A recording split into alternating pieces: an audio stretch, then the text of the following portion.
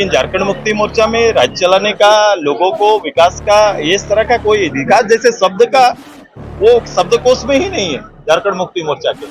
तो इसलिए मैं कहता हूँ, मैं ब्रांड एम्बेसडर बन नहीं सकता, मैं झारखंडी ब्रांड ही ठीक है। और मैंने कहा कि मुझे इस राज्य के लिए लड़ने का, इस राज्य के शासन व्यवस्था में सहयोगी के रूप में काम करने का और एक पार्टी चलाने का, ये तीनों अनुभव साथ में चला है। मैंने पूरे प्रदेश में अकेले भी चुनाव गए, मैं साथ भी चुनाव गया। अब ये सारे अनुभवों को साथ में लेकर आने वाले समय ये 24 प्रदेश के लिए बहुत महत्वपूर्ण है। ये लोकसभा स्तर के पदाधिकारी, हर गांव के लिए हम लोग ने एक पिलर मेंबर बनाया है।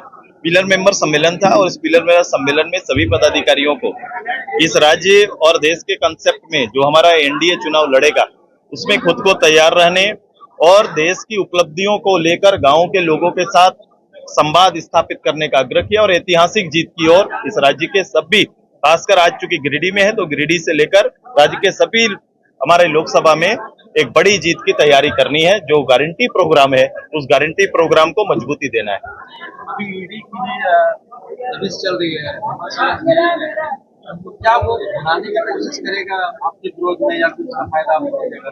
देखो, जैसा कर्म रहेगा वो कर्म के आधार पर सारी चीजें बनती है। मैंने कभी भी मैं पहले भी बोला कि मैं बेसिक हमारी जो राजनीतिक स्पर्धा हो सकती है, व्यक्तिगत रूप से कोई स्पर्धा है नहीं, विचारों का अंतर है। राज्य को चलाने का मौका उन्हें कई अवसर मिले, लेकिन झारखंड मुक्ति मोर्चा में राज्य चलाने का, लोगों को विकास का, इस तरह का कोई विकास जैसे शब्द का वो शब्दकोश में ही नहीं है झारखंड मुक्ति मोर्चा के। तो इसलिए विकास से जो लोग नाता रखते हैं, जो लोग डेवलपमेंट चाहते हैं, वो कभी भी उनसे कनेक्ट नहीं कर सकते।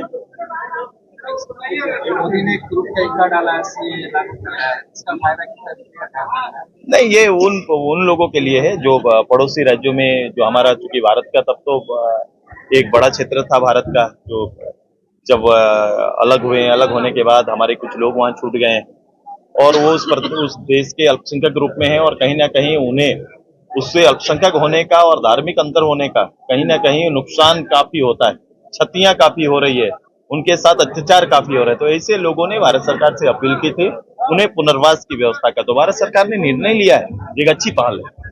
एक सवाल और है, क्या आपसे सुप्रीमो ब्रांड एम्बेसडर बनेंगे एनडीए के चुनाव, लोकसभा का चुनाव का? देखो, मैं दायित्व बनता हूँ, मैं ब्रांड एम्बेसडर बन नहीं सकता, मैं झारखंडी ब्रांड ही ठीक है।